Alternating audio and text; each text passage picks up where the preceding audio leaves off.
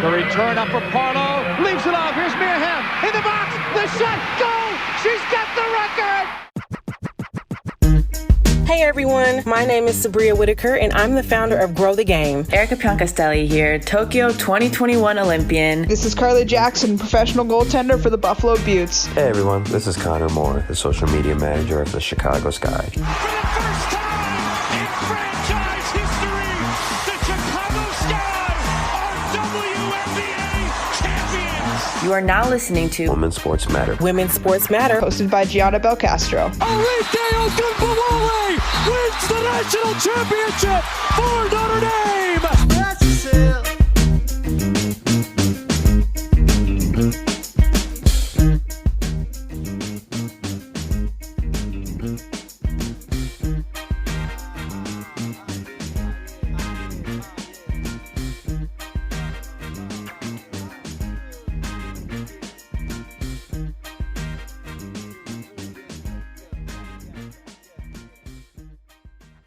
Hello, everyone, and welcome to another episode of Women's Sports Matter, your one-stop shop for all things women's sports. This is the final episode of the NWSL Player Series I've been doing on this podcast. I really appreciate all the kind words I received about this series, and today's guest was a fan request. And so as soon as I saw that today's guest was requested, I was like, I have to have her on the show. And again, if you don't know about the other episodes in the series, I'll tell you them quickly. Amanda Kowalski from the Chicago Red Stars, Kaylee Kurtz from the North Carolina Courage, and last week's episode with Lauren Millay from Racing Louisville FC. Now, today's guest is closing out the NWSL Player Series. Would you like to introduce yourself? Hey guys, I'm Tegan McGrady. I play for the Portland Thorns, was raised in San Jose, California, went to Stanford, and made my way out to Portland. And here we are today. Now, you are the first ever NWSL champ on my show. So you have bragging rights for that, Tegan. I want to ask you, you were a part of that Washington Spirit roster last year. You were part of the starting 11 for the final, big part of the roster. What can you tell us about that final that maybe that you haven't shared before, like an interesting fact about it, maybe something that happened afterwards, something before, like a little fun fact to start off today's episode? Oof. That final, I guess, trying to think of like what a fun fact would be about it. Probably that before the game started, probably about more the younger half of the team felt like they're gonna throw up, and the older half of the team was like, yeah, been here, done that, like for a lot of other things in their life. So it was just like a huge, knowing how much of like an age range there was on our team and how many younger players we had. It was just really funny to see everyone's different kind of like preparations and reactions to making it to the final and getting ready for it. Yeah, NWSL final, big deal. I'm a Chicago Red Stars fan. I just like to be open and honest. I mean, you can see the Chicago stuff in the background that I got going on. So that was a very, a very hard loss to see. But at the same time, I was like, Washington Spirit went through a lot, climbed their way to the top. It was a very interesting season to watch. And it was my first full season that I have watched too. So trying to like watch all these different teams within the league, like understanding like, who could win. And then trying to do those predictions as well. That Washington Spirit team was really interesting to say the least. Again, like you said, a lot of younger players on that roster. I want to ask you though about last year's roster too. Was there anyone that you had noticed that probably was most improved by the end of the season? Oh my gosh. Most improved by the end of the season. Honestly, I just think like the team as a whole, like all came together. I think it was a lot of trying to figure out from the beginning all the way to the end, like what really was going on. And at some points you'd see players shine, and at other points you see other players shine. So I think it was just like a collective of having to stay so like mentally grounded and understand like the team that you're sitting on, the roster was pretty deep. And so it was understanding that at times that you're peaking were great, but everyone has their lulls in the season. So it was kind of just everyone working together. And finally, everyone, I think, towards the end of the season got on the same page. So I think as a team, especially with what happened throughout the year, everyone kind of had to do their parts at different parts of the season. And at the end, we just happened to click at the right time. And just to touch on last year's chaos, as I like to call it, is there anything that you want to tell the fans, anything about their support through the times of the team being sold, the coach being fired and all that stuff? Yeah, it was a difficult season, I think, for a lot of teams in the league, not just our team. And I think we felt very fortunate to always have our fans behind us, even when they knew that things weren't going the best through the front office, through coaching. And they were ones that we needed to be around. They helped keep us going at points when we didn't know who we were as a team anymore, where we were still trying to find our identity, and asking them to please be at a game when they were thinking that they weren't going to, because we needed the support, because it felt like it was one of our only outlets of support was, I think, a time of vulnerability in our team that, we knew we needed, and the fans understood that, and the fans have always understood that. And I know they want all the transparency, and a lot of the times we wanted that same transparency. So I think it's really difficult in that way, wanting to know everything, but even as players ourselves, not knowing a lot of the things, sometimes we just know that there's the one thing that we can do is still go out and put on a show for the fans that have been there for us through it all. Shout out to the supporters groups of the Washington Spirit and other ones. Supporters groups keep things going. Which, when I found out that supporters groups existed, like that was a thing that happened at games, I was like, this is fantastic. Like the tifos they make, the chants that they do, the drums, the flags, it's like, what a perfect atmosphere. Yeah. And people get creative with signs too. That's also another thing. Do you have a favorite sign that anyone's made for you? I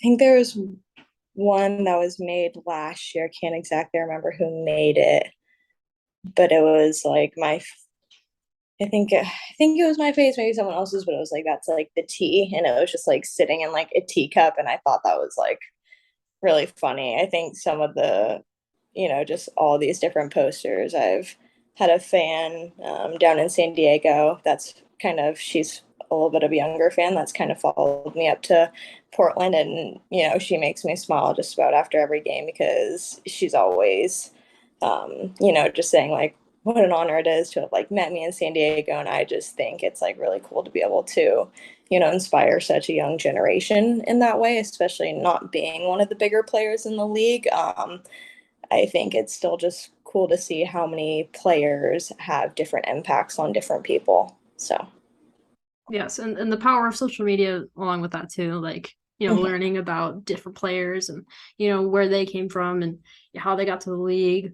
That's kind of why I'm doing the series, branching out a bit, not just talking to people that play for my hometown team. Like, gotta go all the way to the West Coast and talk to someone that plays over there.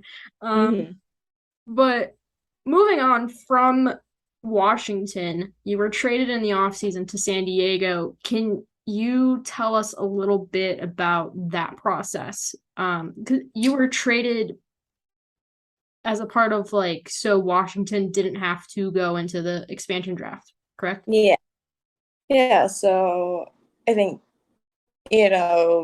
being traded is hard at any time in this season, whether it's off season, during season. And I think I've gotten both ends of that right about now. But I think the off season trade, it was it was something that I knew could be coming. Washington has still such a great team and such a great roster. I was so sad to leave. I mean, I was at that team for 3 years. Some of my best friends are still on that team. Some of my friends that, I made in the time at that team.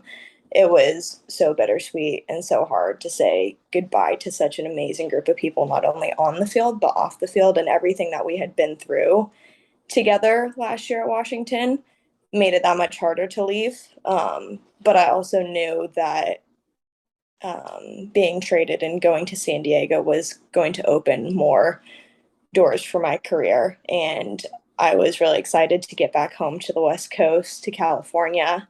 A place that I knew that I wanted to end up back in was California on the West Coast. So I think overall it was a hard process, but it was one that I could wrap my head around at the end of the day, because I knew that, I was going to go somewhere else, and I knew that San Diego was going to be such an amazing club from everything that I had heard from what they were putting together. And so I was really excited. So it's a bit of conflicting feelings leaving Washington, this place that I had finally learned to call home, especially after leaving the West Coast, from where I had grown up my entire life to out there. I didn't know what to expect when I got out there, and my 3 years there made me realize that I could have a home away from home, and that was DC to me. So it was hard to leave, but I think we also know as players, most of us aren't meant to play our entire career in one place. So I knew it was probably going to happen at some point in my career. And it just happened to be then. But I was also super excited to get started with San Diego and have a fresh start and, just kind of put my head down and grind again. In your return to Washington, you received your championship ring. Can you tell me a little bit about, your thoughts before the game, going back to where, you had spent a few years and then winning a championship with that team and then finally receiving your ring? Yeah, it was a great trip. I was so excited to get back to DC. I was excited to just see familiar faces, surroundings. It was kind of still surreal, the fact that I felt like I should, I maybe, was still there, but was like, time moves by really quickly. So it didn't feel like long since I had, really left there. It was, at the end of the night, I wouldn't say like super emotional, but like it got to a point where it was like, yeah, like I do miss everyone. I miss this place.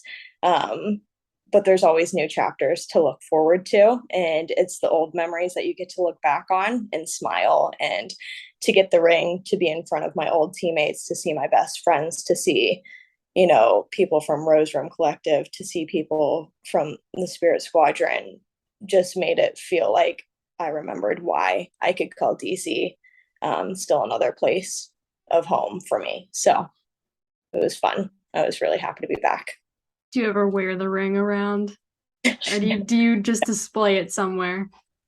Yeah, it's actually not here with me in Portland. When I went home not too long ago to San Jose, and it's at my parents' house in San Jose right now. So they kind of have all of like my big memorabilia stuff. So like my Stanford ring is there. My one, the one full team cap that I have, my jerseys are there, all my jerseys that I've played for the teams. And now my ring is all home in San Jose. So I kind of like to keep it there just because moving around so much, it's a place of stability, and it's almost kind of like I don't only do it for myself. I play the sport for my family who supported me through everything. So to kind of be able to have a place to put all those things and remember where a home truly is and where everything started, I kind of like keeping things there so that when I do go home, it doesn't really feel like I've left it all. And it's kind of like my childhood, my beginning. Yeah, I get that. Also, like, you don't have to worry about losing it. Yeah, I was like, that's probably the biggest part, is the not losing it part, which my parents know that, my room's not always the cleanest, so I lose pretty easily. So yeah, keeping it at home is probably the safest spot for it. Yes, but that's very nice that they have all that stuff together.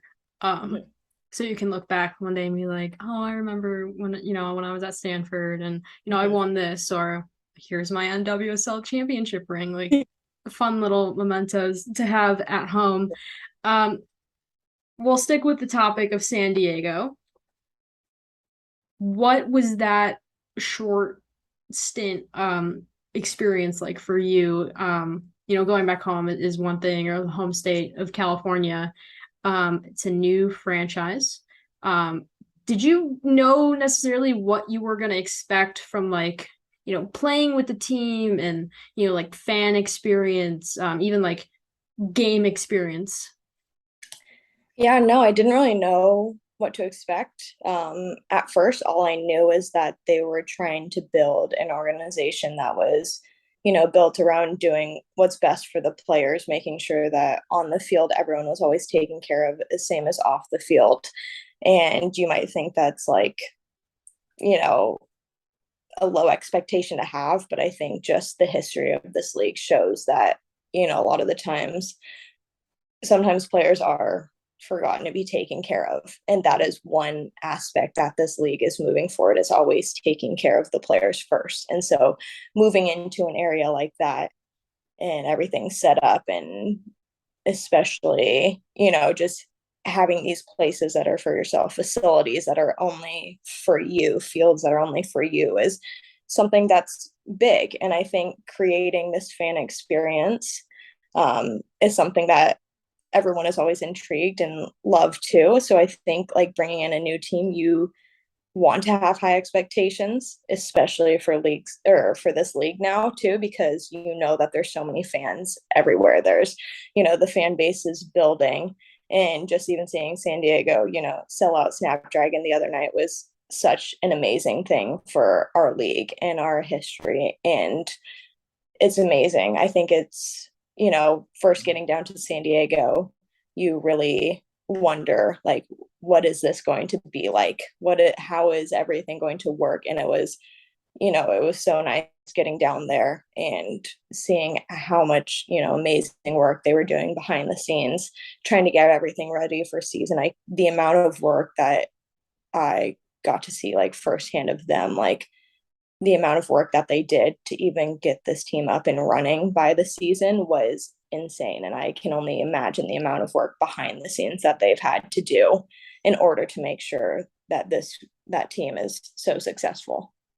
Yeah, with the California expansion teams, I'm just gonna group them together just because like the logos and the kits, the fan experience that they were showing off, it really was like, I don't know, it didn't even feel like NWSL. It felt like something different. And I think that's what they're trying to do, is they're trying to grow the fan experience, try to get more people interested in going to the games and, cheering for a team or buying a player's jersey or something like that. So it's been really interesting to see the development of the league, even with just during the season. Yeah.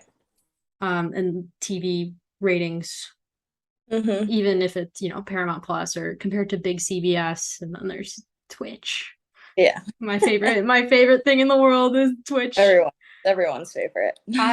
Have you seen like the memes of like, there's this one Twitter account, it's like it has like a painting, and then below it has like the actual image, like a screenshot or something. There's an image where it's like pixelated Twitch stream on the bottom and then some random painting that looks like it on the top, and I'm like, this is the NWSL.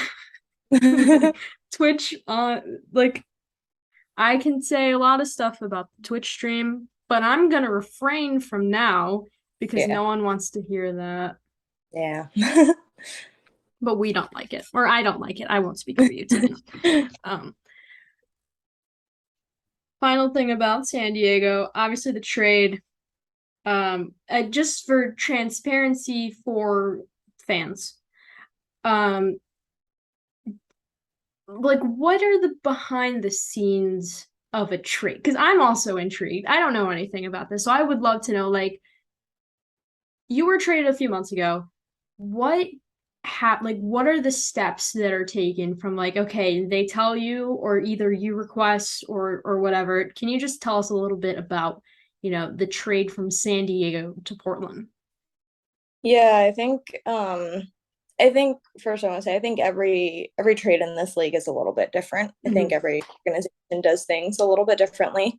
Not to say any of them are right or wrong for what they do, but I think it definitely switches from situation to situation. So my situation was probably nowhere near the same or, exactly the same as other people's situations when being traded. So I don't want everyone's trade to get grouped in together just for clarification purposes. I think it's all, different based on what teams need, what teams want, what players need, what players want. So it's always a little bit, a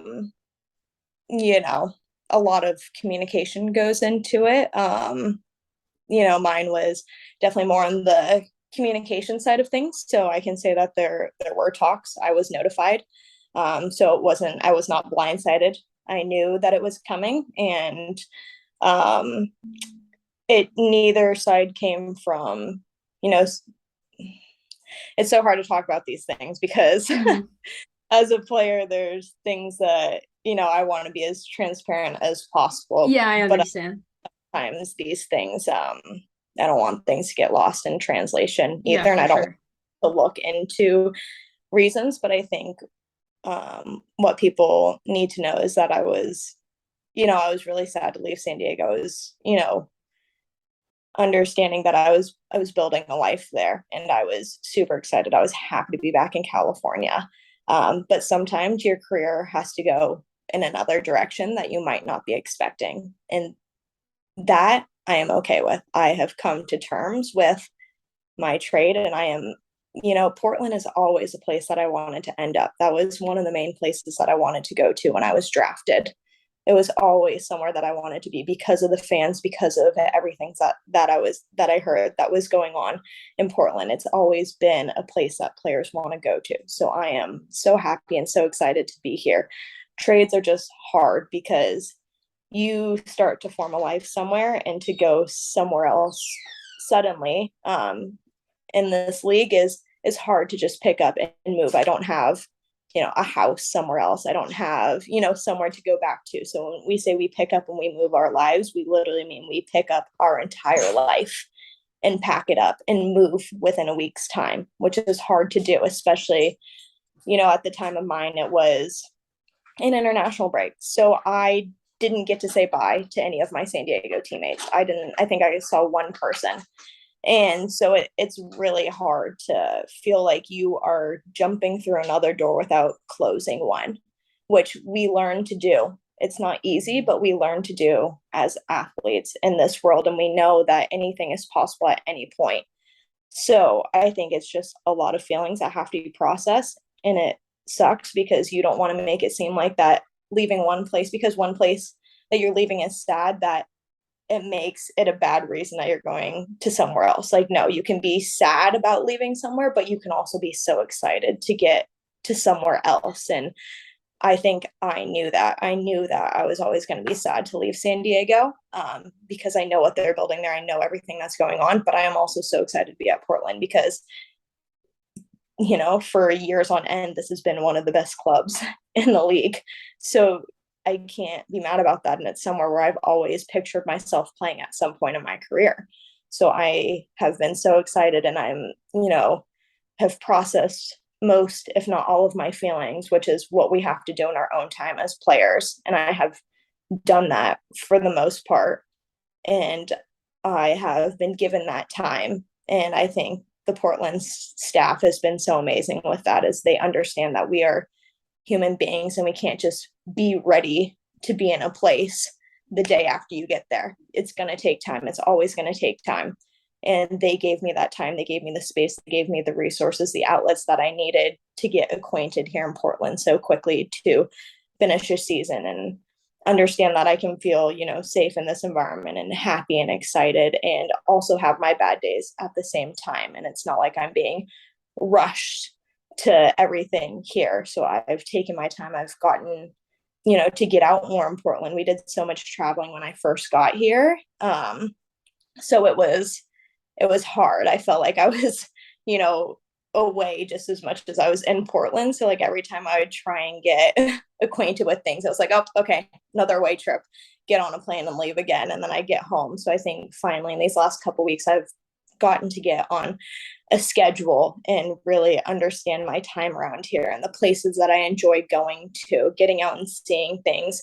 I just last weekend got to hang out with a high school friend that lives out here. She went to Oregon State, and I haven't seen her since we graduated, but we were close in high school. So like getting to spend time with her, I think it's just figuring yourself out in a new space without comparing it to other places. And I went through that process also with Washington. When I first got to San Diego, I would compare things from Washington to San Diego. And then when I got here, it was comparing San Diego to Portland. And it's like, you learn that you can't compare places because every place is going to be different within itself. And you have to find the good and what you like in each place. And if you constantly try and compare each place, you're never going to be satisfied with where you're at, no matter where you get traded to, no matter where you move to. So I think going through those steps and processes on my own and with my family and with my teammates and, with everyone, it takes time, but it's also time that I'm so grateful for because I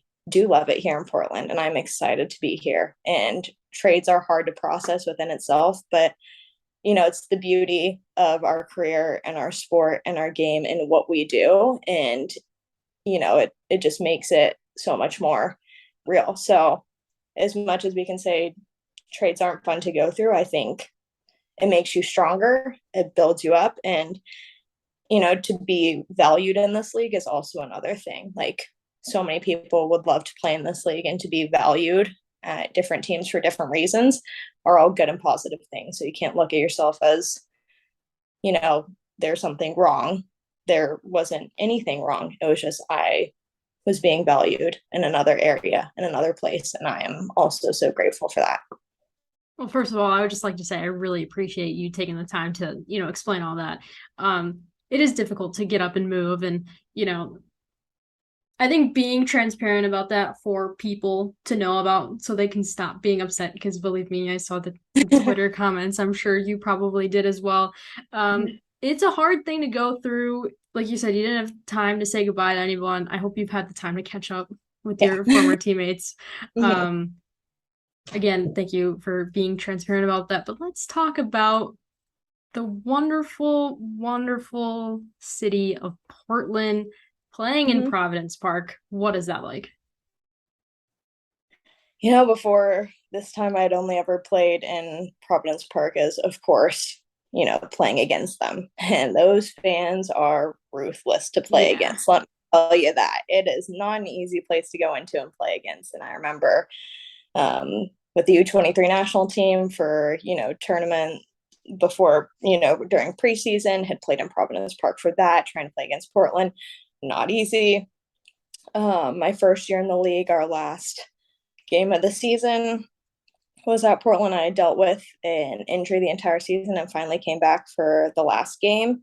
And again, not an easy place to play. So I was like, wow, I had always wondered, I wonder what it's like to be on the other side, to play in front of this crowd, to play at this stadium.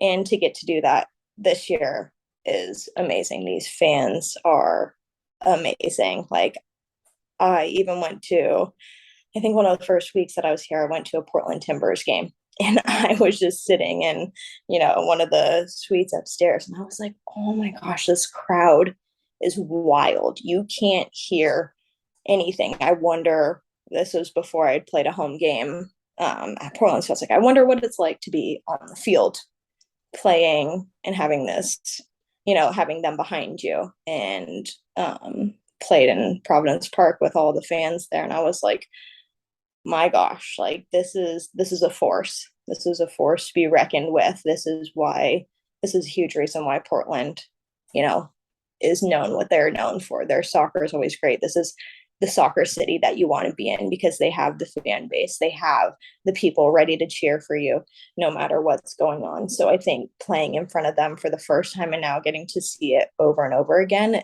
it's just something that you're so grateful for. You're so grateful for a fan base like them. You're grateful for the people who come out and are cheering on the players, no matter what's going on. So I've been super excited, super happy, and it's been so much fun getting to play in front of them.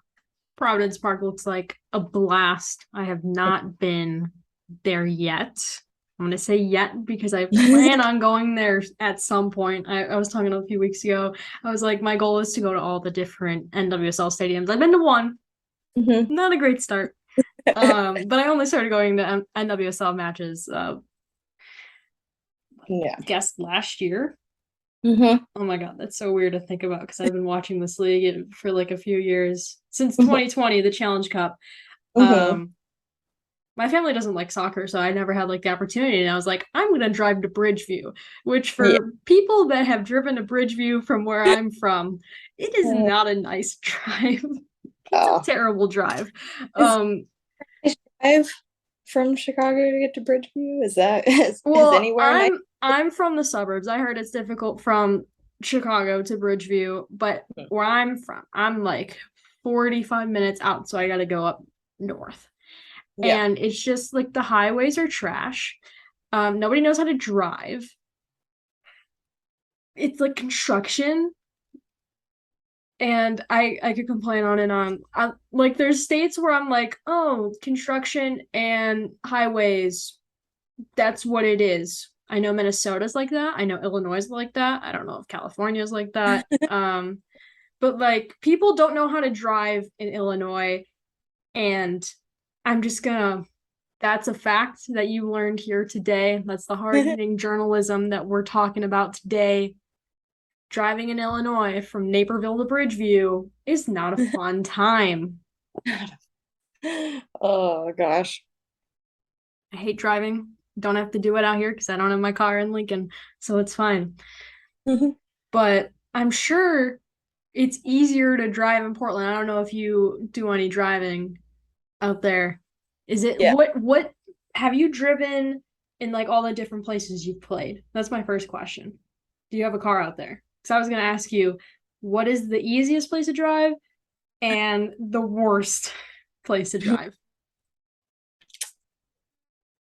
Oof. I hate to say it, DC was pretty bad to drive in, which I've heard about DC, yeah.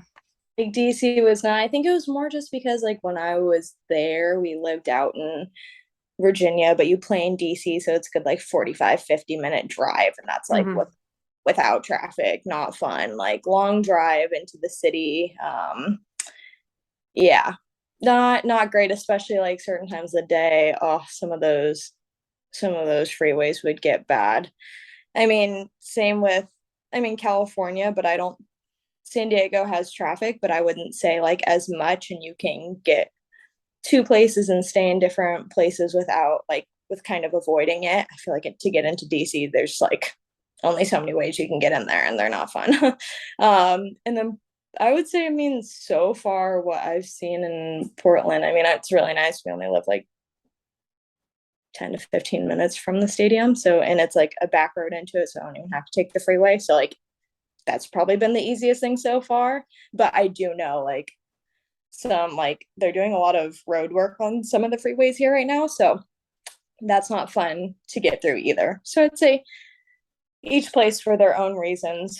Saying like, I think each place, if you get them at their peak times, like are all pretty bad. But I think because of like the times that we train at and do certain things, like DC was definitely the worst. But yeah. Love traffic. Love it so much.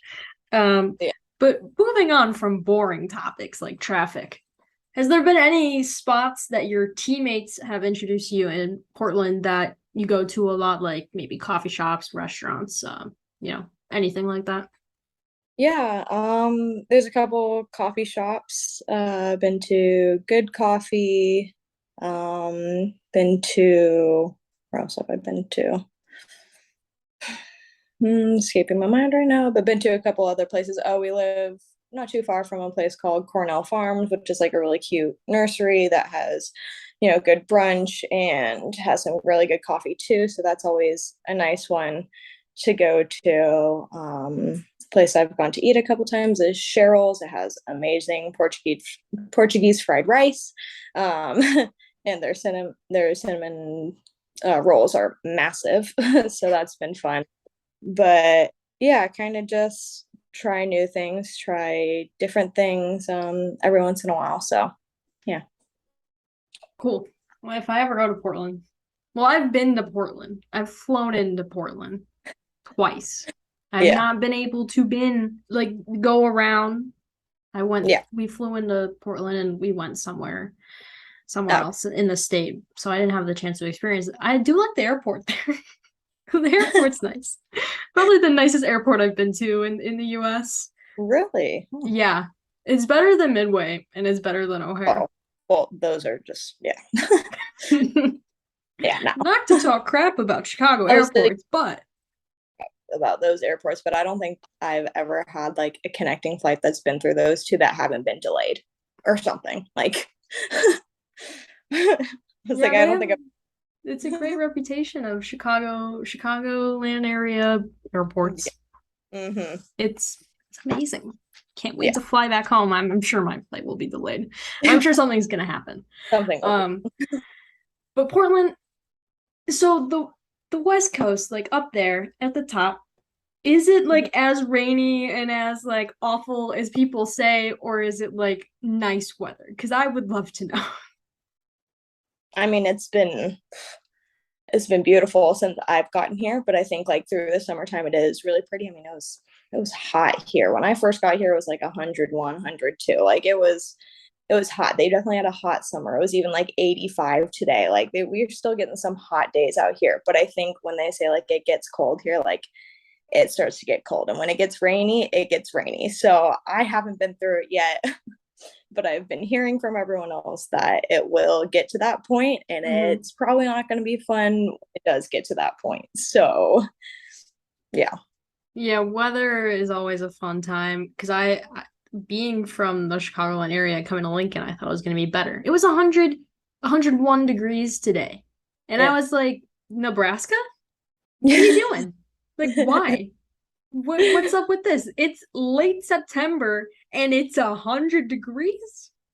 I also just feel like for some reason, sorry, going off on a tangent here, like the seasons are just like shifting. Like I feel like everything's like shifting a month or two. So like, everything's shifting a little bit back or a little bit forward. So like our idea of summer isn't like June to like August, July anymore. It's like July to like October. It's like everything's completely shifted back now. And like spring is more like, May to like July. Like it's a lot different than what it used to be. But I don't know. That's just me. That's what it feels like. Do you have a favorite season? I think like growing up in California was just always like warm all year round. So like when it did get cold and rainy, you're like, ew. So like I grew up in, some of the nicest weather in the US. So that's why it was also very hard going from like California to DC because like saw a winter there and people are like, oh, this isn't even cold. And we were out in like 24-degree weather. And I was like, I don't want to do it anymore. I don't want to do it. Like, this is too cold. So I think it's like, it's very relative. So I mean, like, I love anything that's like spring, summer, fall. Like, I think in California, those are all great times of the year. But like in other places, like here, they said it didn't start getting warm until like June or something. So I'm like, okay, spring here might not be my favorite time of year just because I said it rained, it was so cold. And I was like, okay. So I think it's relative to the different places. And like summer wasn't my favorite in DC just because it was 90s and humid every single day. So I was like, yeah, summer, not my favorite time in DC. So I think it's a little bit relative depending on where I'm at in the US. Of course. But I would like to say, if you don't like cold weather, don't go to Chicago in January or February because that is not a fun time. Yeah, no. Nope.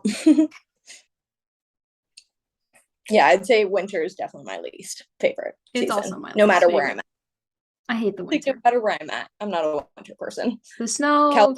California just makes it more bearable because winter in California can sometimes be like 70 degrees. So that's okay amazing. There. Yeah. I wish that was like that over here, but it's not. And I guess I gotta live with that. But yeah. No more weather talk. I'm sure people aren't listening here to learn about how we feel about snow and wintertime and cold. They want to know about the interesting Shield race going on in the NWSL. If this league isn't chaotic, I don't know what else it is. Yeah. I don't know how else to put it. Are there like 3 or 4 games left in the regular season? Something like that? 3 for some teams and 2 for other teams. Okay. Like, we have 3. What has something that you've seen with your team with the regular season ending going into the playoff soon? Because essentially you guys are a lock.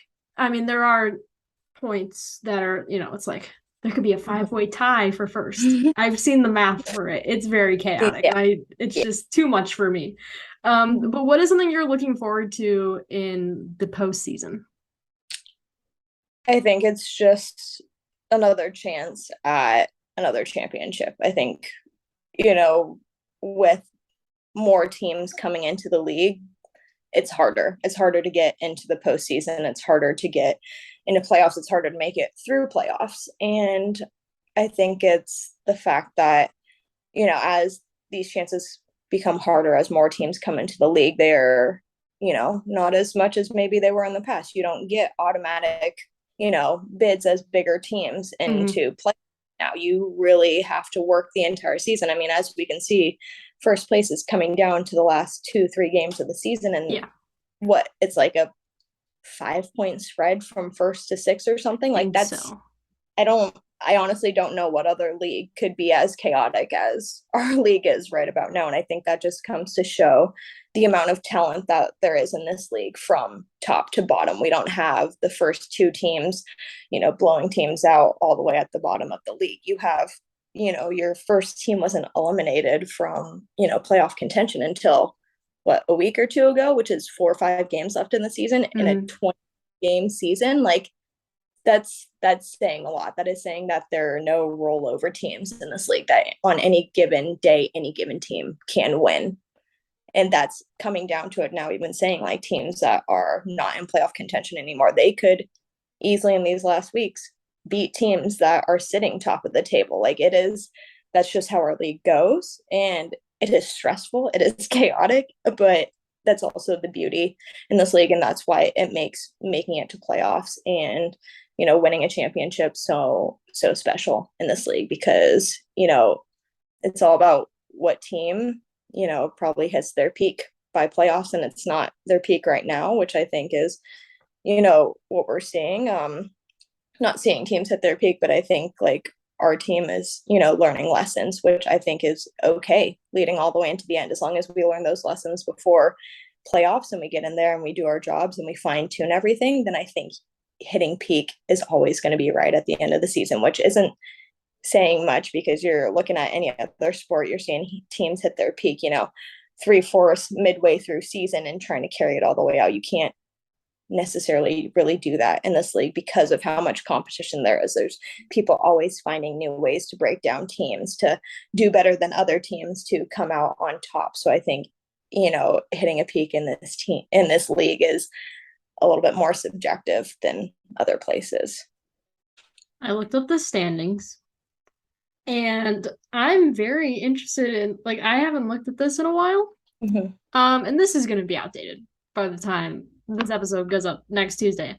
But I don't really care. I'm gonna tell the people what's going on. San Diego's in first with 34 points. Houston Dash at 33, Kansas City at 33, Portland at 32, OL Reign at 31, Chicago at 30, Angel City with 26, North Carolina with 25, Orlando with 21, and then Washington, Racing, and Gotham have been eliminated. So it's very interesting to see what's going to happen these next few weeks. And of course, I will be tuned in, and I hope everyone listening will be tuned in as well, because this is about to get chaotic. So. Always. This league is always chaotic in one way or another. I think I've asked enough, and I think it's time for other people to ask questions. This time for fan questions. I wish I had a better title for it, but I don't, because I'm not that creative at 7:49 p.m. after 4 classes in the day. Let's see what is going on? Our first question is from, well, we're going to go from Twitter first because that's where the most of them are. The first question is from my good friend, San Diego Wave FC Gritty. Gotta love him. Yeah. He's amazing. He did a takeover for my for the podcast Twitter account for the Soldier Field game, and it was amazing. Mm-hmm. If you could change one thing about the NWSL, what would it be? Oh, this is a dangerous question. Dangerous question. I know.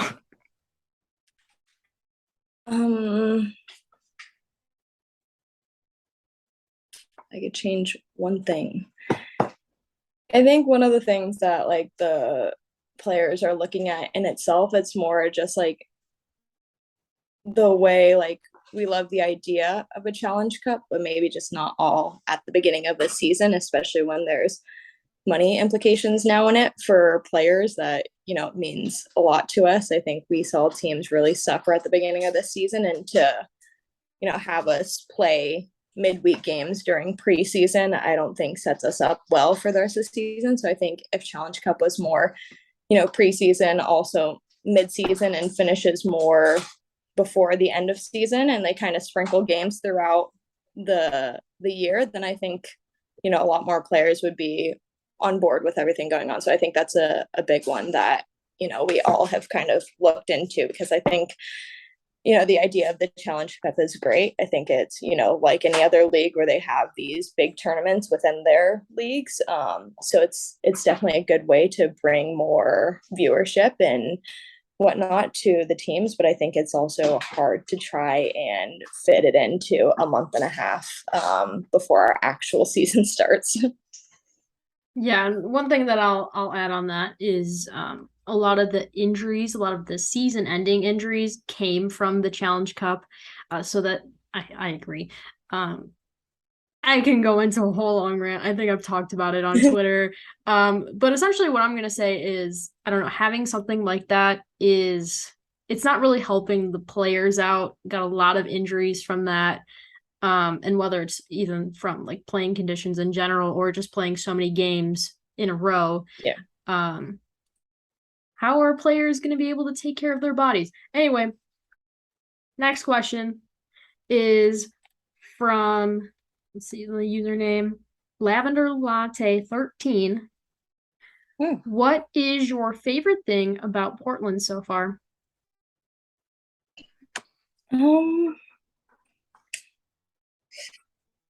Okay, well, I'll do one soccer and one non-soccer thing. So soccer, like I said before, just like playing at Providence Park finally, and like playing in front of the fans and being with the team. I think it's such a great atmosphere. And then I think off the field, just like the number of things to do here, like food, coffee, like just a lot of ways to get out, but also just like the scenery around it. It's not, you know, just highways and roads and freeways. There's so much greenery, there's trees, there's, you know, a lot of things that you might not get in other places, and how like close, I wouldn't say like hiking, but just like plants and just like feeling like you're out in nature, I think is a really good change of, you know, scenery for me personally.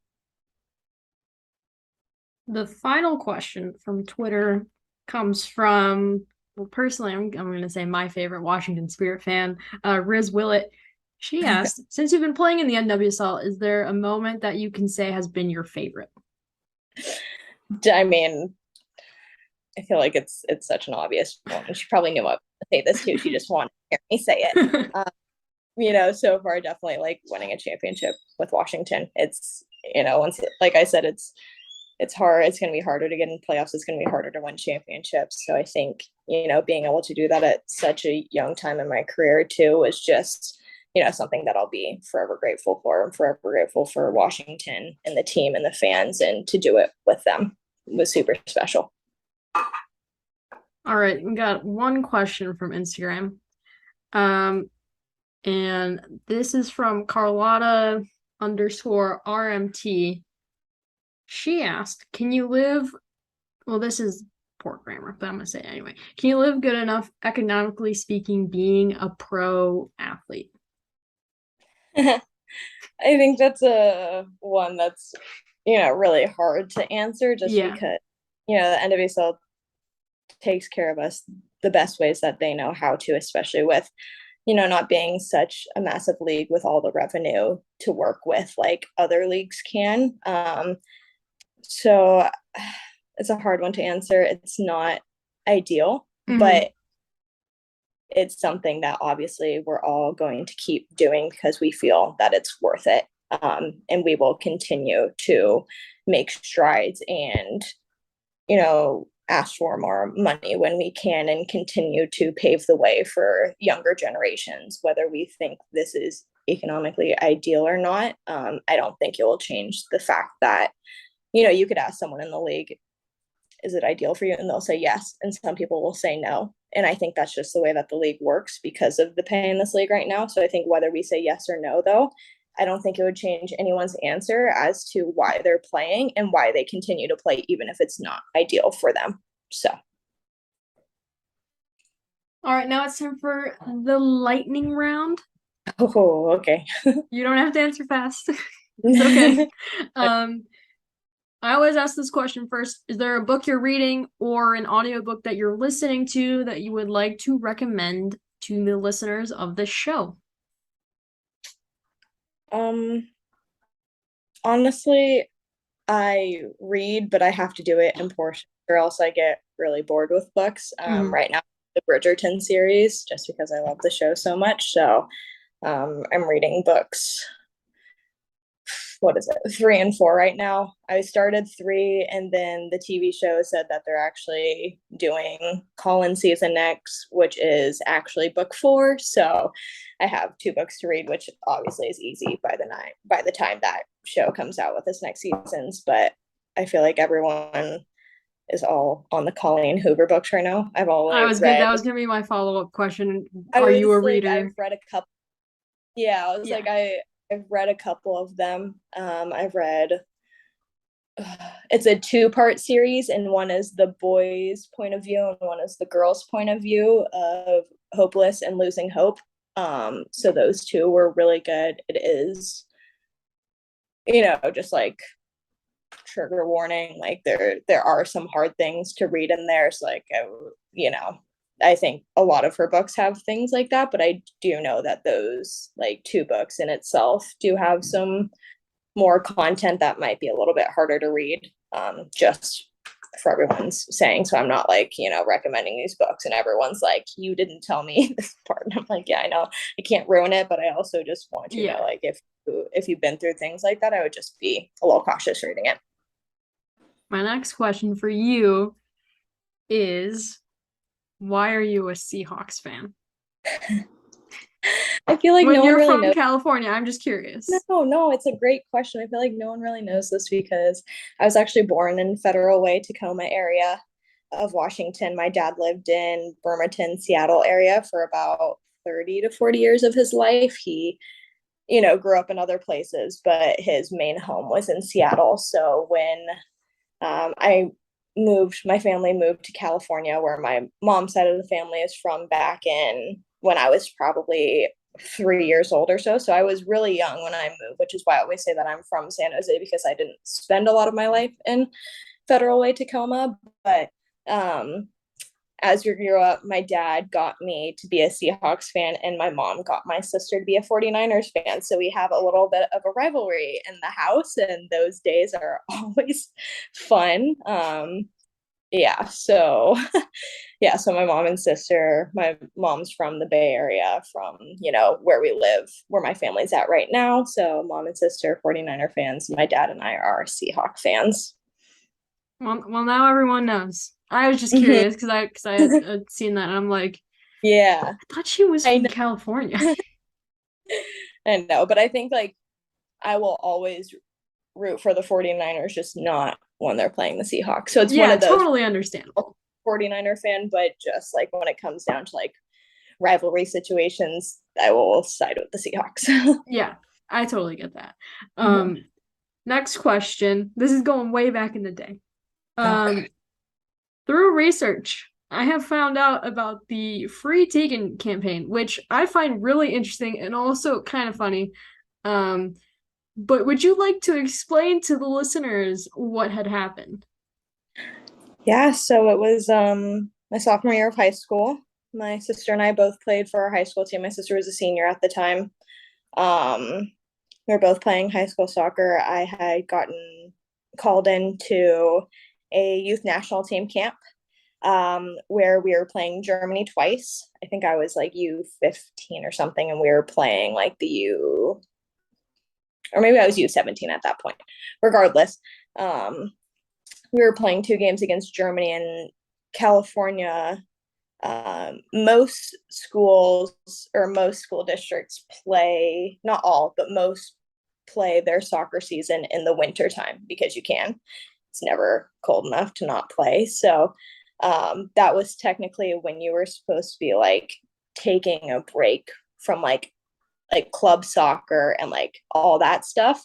So they had a rule that like if you're playing high school soccer, you couldn't go and play like club soccer, like national team soccer and like games or anything, or like trainings more than 7v7 aside or something. Like they had to be smaller sessions because I think the point was they didn't want to be like overworked. Like they didn't want girls going from high school to club and like doing both.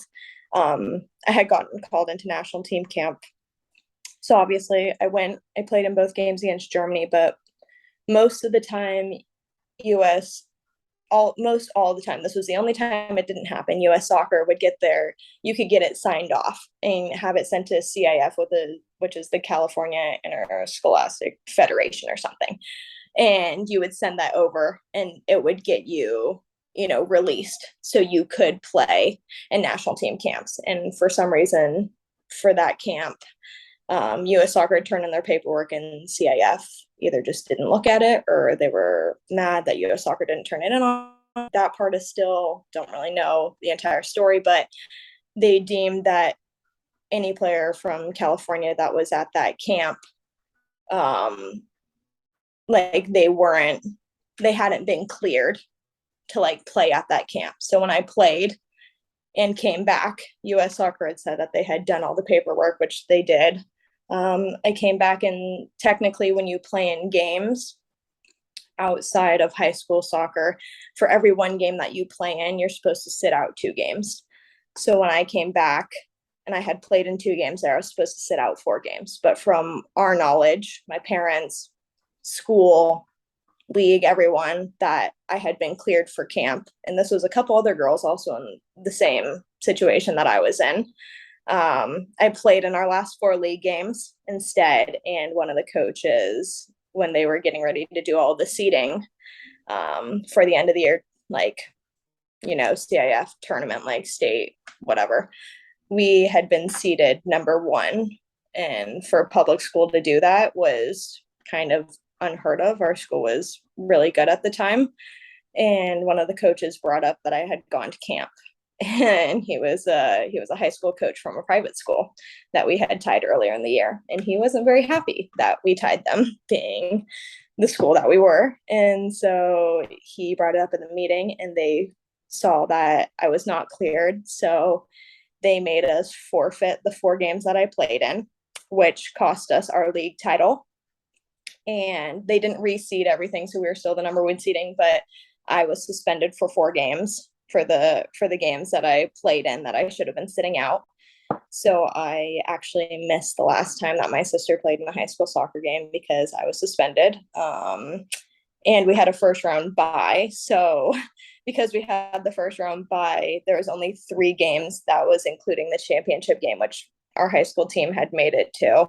I actually had to sit out another game the year after because I still had to finish my suspension. So it basically was just the Free Tegan was the fact that there was a dispute going on between, the higher ups that ended up costing, players like me and a couple other California players to not play for our high school team because some paperwork was being disputed, and CIF was trying to make a point, and they took it out on the players rather than taking it up with anyone else. So That is some petty S-H-I-T.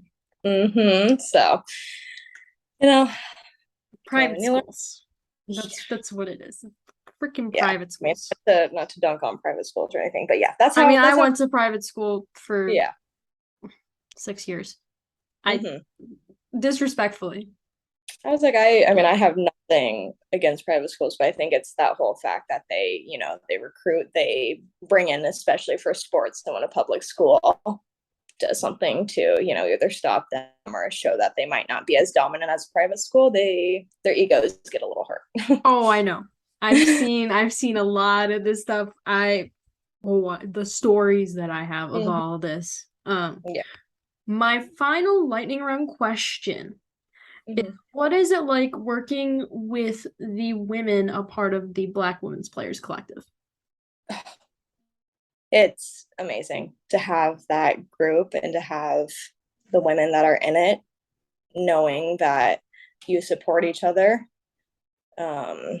is one of the best things that has come out of this league, for sure. Because I know at the end of the day, there are people who have my back, and I will always have theirs, especially through soccer and through this world. I think, having the Black Women's Player Collective is something special beyond words. And I really hope that in these next, months, years, that people really get to see that the amount of work that they're doing behind the scenes, the effort that they're putting in to make sure that soccer is, a place for everyone, especially Black youth, Black kids, minorities overall, is just something that we want to do to fight for racial equality, to do all these things. And it's so hard to take on these things while you are doing the job that we are doing, because it takes up a lot of time. It takes up effort and countless amount of work and hours to be put into things. I think it just shows that we have so many amazing women in this league that aren't just looking out for themselves or their career, but for the next generation after them. And I absolutely love being a part of it. It makes my day. Love having conversations with them. We bring up, the hard conversations that maybe we don't feel that we can have with other people, or that we don't want to. It gives us a space and outlet to talk about things that, might be bothering us, or things that, we need to get off of our chest. So it gives us a great outlet, but it also allows us to support one another and look at the next generation and what we can do as players, as people, in our part in the communities that we're in. And as always, the link is down below for the Black Women's Players Collective. Go donate, go buy a shirt. Go do it, because I said so. You gotta listen to me. That's the rule here. Yep. Because I know all. But seriously, go donate. Go freaking do it. We're at the end of the episode, but before we end, at the end of episodes this season, we're doing shout outs. Is there anyone that you would like to shout out today? I guess just family, friends, people who are supporting me, all the fans that are on here, people who ask questions, the ones that are listening to this now. I hope, you got something out of it, whether, it's just something funny or something more about me. But, thank you for being here, and shout out to everyone that's listening, just because I think it's important to give players voices, and I think it's really cool that we're allowed this platform to do so. Well, I appreciate you being on today's show. Shout out to the fans, shout out to the listeners. Love the listeners. They're funny. And the people on social, oh my God, the people on Twitter, some of the funniest people I know. Oh, yes. They're great. Now it's time for it's not time for my ending spiel, because you got to plug your social media handles first, actually, before I do my ending spiel. Where can the people follow you on social media? Gosh. I think it's Teagues19 on Instagram. It's sad, I don't even know my own Twitter handle. Should I look? My Twitter handle, I think, Tegan McGrady 9. I want to say. I'm gonna fact check. This is really sad that I don't know my own handles or anything. Your Twitter handle is Tegan McGrady 9. Okay, that's what I thought. And then I'll do Instagram too. pretty sure Instagram is Teeks19. Let's see. You are correct. Okay. There we go. That's right, about my only two, though. Thumbs up for that. All right. Now it's time for my ending spiel, which I say is the worst part of this episode because I got to remember all the things that I have to plug at the end of my show, and it's a lot. But I'm going to do it anyway. If you want to follow me on social media, guess what? You can. I'm on 4 different platforms. On Twitter, it is W Sports Matter. And on Instagram, Facebook, and TikTok, it is Women's Sports Matter. It's so easy to type in because it's the name of the show, so you don't have to do that much research. Cool. If you want to watch this episode and more content, make sure you are subscribed to Women's Sports Matter on YouTube. There's a lot of great resources linked down below. As of today's recording, it's National Voter Registration Day. So if you are not registered to vote, first of all, I've reminded you many times, but hey, maybe you're turning 18 before the November election and you're like, oh my gosh, I have to register to vote. Where am I going to go? There's a link down below. I made it super easy. You're already listening to the show. What are you going to do afterwards or during? Register to vote. It doesn't take that long. And speaking of which, if you're like me and you're a college student and you are not currently in your home state where you're registered to vote, make sure to get a vote by mail ballot sent to your address. Go to your county's website, look for the application, and get it sent to you. So I'm excited to vote for Illinois elections from the comfort of my Lincoln, Nebraska dorm room. What else is there? Resources include NAMI, Trevor Project, all the links to Women's Sports Players Association, so the WNBA, NWSL, PHF, and more. This is the end of the NWSL Player Series. I would like to thank Amanda Kowalski, Kaylee Kurtz, Lauren Millay, and Tegan McGrady for coming on this month. If you want me to do another kind of player series, maybe for the PHF or the WFA, let me know on social media. I think that's all I got to promote today. Thank you again, Tegan, for coming on today's episode. I really appreciate it. I'm going to go and film another interview because I double booked myself today. Thank you again so much for listening to another episode of Women's Sports Matter. Again, my name is Gianna Belcastro, and I am your host. I will see you next time. That's all, folks. Bye-bye.